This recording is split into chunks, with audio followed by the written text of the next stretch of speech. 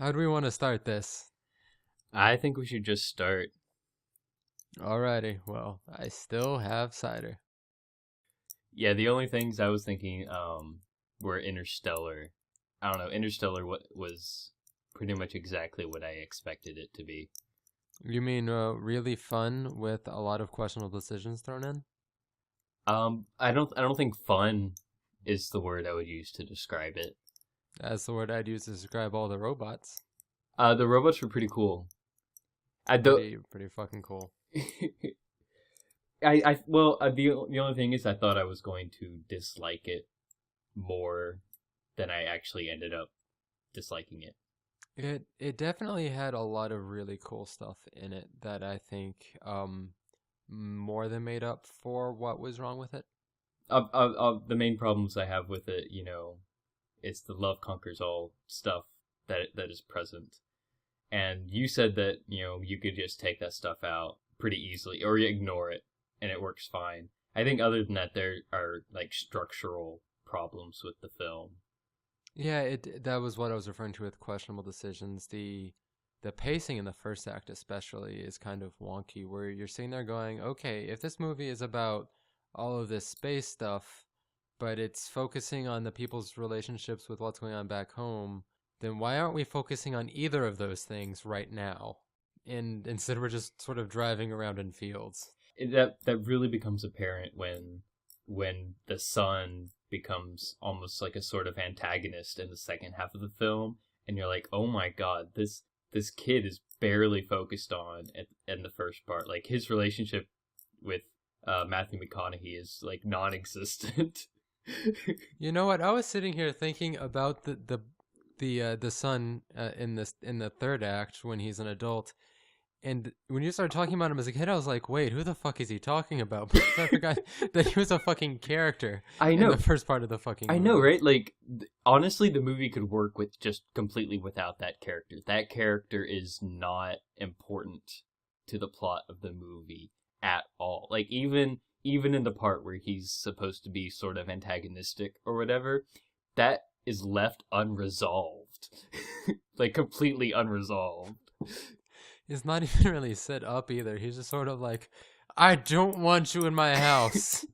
Well, it's set up where it's He's you gonna know do something vaguely menacing once he finishes staring at the burning crops that he can't possibly save. no, not that, but that he has like a sort of he's sort of adopted the anti-scientific worldview that was pushed on them in the school. He doesn't trust the doctors and stuff that want to help his family and all of See, that. given that the main theme of the movie is sort of about science being redemptive, it's kind of odd that I forgot that that was an actual source of conflict in the first act, like you just mentioned. Yeah, Kind of like that guy being a character. yeah, because with that stuff, I mean, that stuff, the way the movie is now, that stuff could be entirely cut and it still work. But for the themes of the movie to be a bit more interesting, I feel like they could have explored that more. What I think is really cool about the movie is that it has a sort of three things. Is one is that it's got some nice actiony type stuff and some nice momentum later on. Like in the second and third act, you actually get pretty invested. The stuff happening on the planet with Doctor Fuckface blow up. Why is my phone? Damn. Ah, I'm sorry. So, Miss Call, I don't give a shit. If they are important, they will text me, or I would have recognized their number. yeah, the Matt Damon planet. Yeah, that was there was a lot of fun stuff happening there. That guy was like, it was actually kind of plot twisty that he was a villain, not in the like bend your brain sense, but I mean that was exciting. That was nice carrying along for a ride. So it did have some decent action movie stuff going on. That I liked a lot of that stuff, but I feel like Matt Damon, he gets a bit monologue-y. He does, but he's a very good villain, I Yeah, think, too. especially when McConaughey is his helmet's cracked and he's like, "Oh, hold on to your family, keep them in your thoughts. Oh, I can't watch you die. Oh, all that stuff." And I'm like, "Okay, get on with it." Matt Damon has been alone for a very long time. with nothing to do but talk to his robot about science. So he got a little monologue. That stuff is really good from very adventure actiony standpoint, and then the monologue stuff is trying to keep you on the emotional theme level, which works so much better in the Murph stuff. Yeah, that once again questionable decisions. Once he's in the black hole, that's where it gets questionable. But I was actually really impressed with how almost everything related to Murph was handled up to that point. I thought it was pretty effective. Yeah, once Murph grows up, it gets a lot more interesting. The child stuff, once again in the first act, just really odd decisions on where to focus and spend time and everything. But once she grows up, it gets pretty equally exciting back on Earth, which is a good thing, because if that stuff was boring, that movie would have been complete shit, because if half your time would have been boring your face off. I think it's good. The content is good, but not necessarily the way it's laid out. For instance, when Matt Damon is Matt Damoning to the ship, and like the airlock thing isn't like properly connected. During that whole sequence, sometimes it cuts back to the farm, and you're like, okay, no, we have this exciting sequence. Would you please stop cutting back to the farm where pretty much nothing is happening? Murph, it's still burning. With Topher Grace just there for some reason. He's a doctor. What are you gonna do in that situation when you have a doctor and you have a farm to visit? Just the structure and pacing is kind of weird, but the content I thought was good. But but when I mean like the emotional level, those themes, what I'm referring to is like her video call. When he comes back from the planet where they lost like 23 years. And he's watching all the video messages he's received, and it's like message after message from his son. And then the last message from his son is like, okay, I'm not doing this anymore. And then the very last message is the only message he's ever received from Murph. That's good stuff. Yeah, what I think was cool, other than that adventure stuff, was that it had some really fresh ideas. Like the robots were just really original and just a really fresh and fun idea. And so are a lot of things, like the shooting on film for all of this, while still making it like modern, flashy sci-fi. There's some parts where it feels a bit too, what's the word? Like trying to manipulate you into like majestic feelings and stuff like that. Where it's like, oh, swooping camera movements and the soundtrack is swelling. Okay. The soundtrack was very Spielbergy and like, oh, this is a very emotional moment, but also that was a really good soundtrack. I'm not saying it isn't. I would prefer less of that type of thing, but it's a good soundtrack. It does have a few scenes where it is kind of doing a space odyssey type thing. Like there's that one scene where it's just the ship docking, and you're sitting there like, why would you do this when this is one of the most famous scenes from 2001: A Space Odyssey, and you could never possibly do a scene like or better than that, and it doesn't even have a place in this movie. Why are you doing this? I don't have a problem with that. I mean, it's an homage. It's an homage that takes a few minutes when you're already having issues with your pacing. Oh, but it doesn't take a few minutes. They went through it really quickly. I mean, they get it out of the way. I mean, even for most of the movie, really, they don't emphasize the space porn aspect of it the way 2001: A Space Odyssey does. Yeah. Which I actually wouldn't have minded more of that.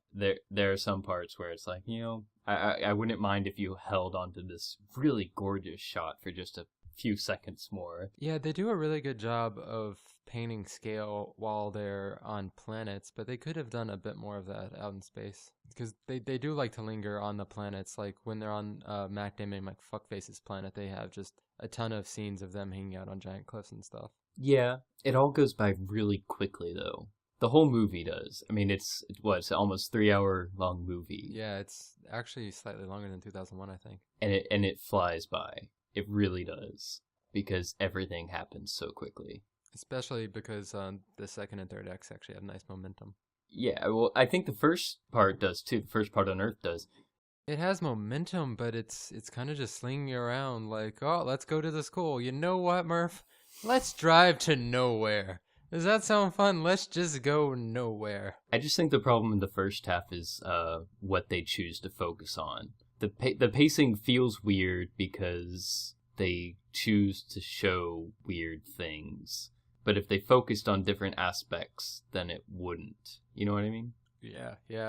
That's what I mean by questionable choices. Mostly is just the first half, and then the love conquers all stuff. Oh god, yeah, the love conquers all. Though actually, I watched this movie with Christy, and I didn't tell her anything about it because I suspected that she would hate the love conquers all stuff as much or maybe more than I do. And she actually really liked the movie. She said she didn't like it.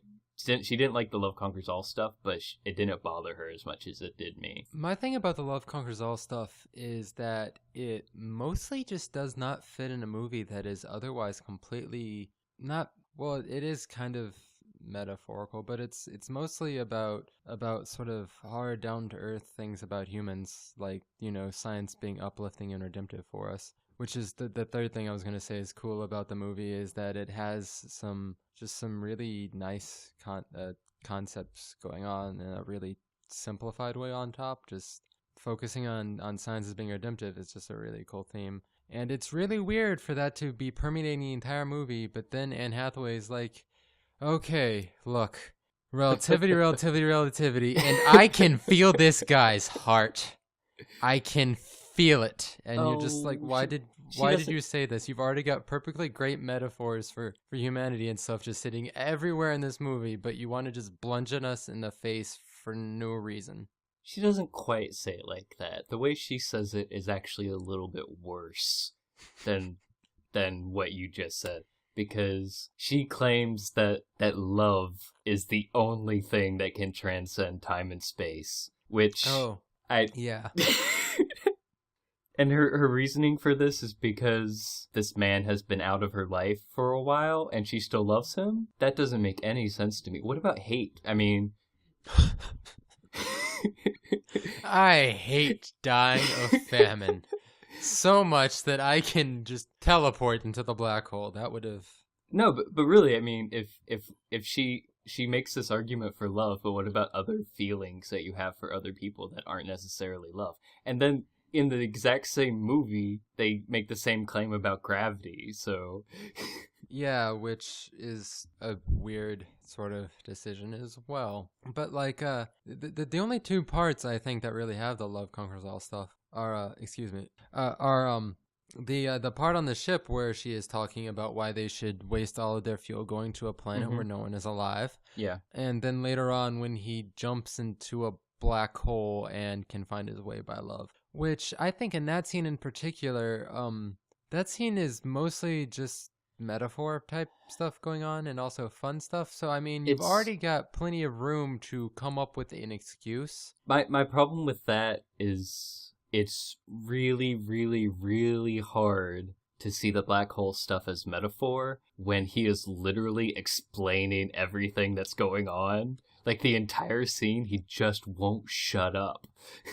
Yeah, that's what I'm saying is you've already got so much narrative room in there to do stuff. You don't have to go with love there. You can come up with so many other explanations for what's going on and stuff, and you've got all of this rich resources to come up with something on from all the stuff you've been throwing on in the movie with all the science and stuff and the just like trying to live stuff. Yeah, my problem with it is, see, that scene where Anne Hathaway has her little speech about love, that's hard to listen to because what she's saying is so stupid, but from a character standpoint, like, it makes sense that, you know, if she believes this kind of thing, she would voice that, and the other characters they respond reasonably where they're like, okay, well, this invalidates your opinion and we're going to go to the other planet. All that works until he gets into the black hole and is like, oh, she was right all along.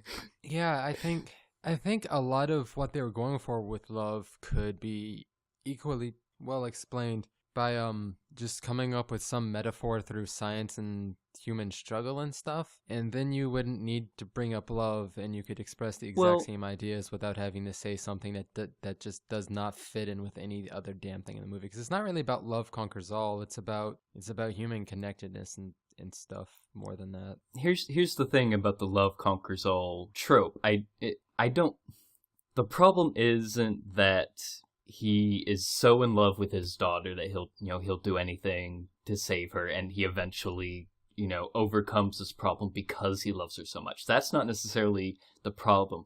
The problem is that it's framed so that love is the deciding factor. Like, it's not actually that he loved her so much that he figured out how to do this, but love is actually what enables him to do it. Yeah, which when you've already got a hyper intelligent trans-dimensional breed of human building you a giant set of teleporter things inside a black hole, Okay, yeah. do you need a way to find someone when you have that? Or can they just be like, hey, you're a human.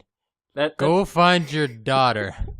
You have forever. That's another thing where the movie, says that future humans are these trans three-dimensional beings who can warp time and space, but they can't figure out a better way to to help the humans of the past than to come up with this complicated plan. See, that's just another questionable decision. That's not even like a fundamental problem with the writing. Like, they're just like 2 steps away from having something that doesn't sound stupid there. Like, they already have everything they need in place. They are that close, but instead they just go, wait, they live inside black holes. They can't love anymore. And that's where they leave it. Oh my god, I'm feeling really nitpicky now, which is sad because I did enjoy the movie for the most part, and I think it's a good movie. It's got a lot of fresh ideas, and it's a really fun ride.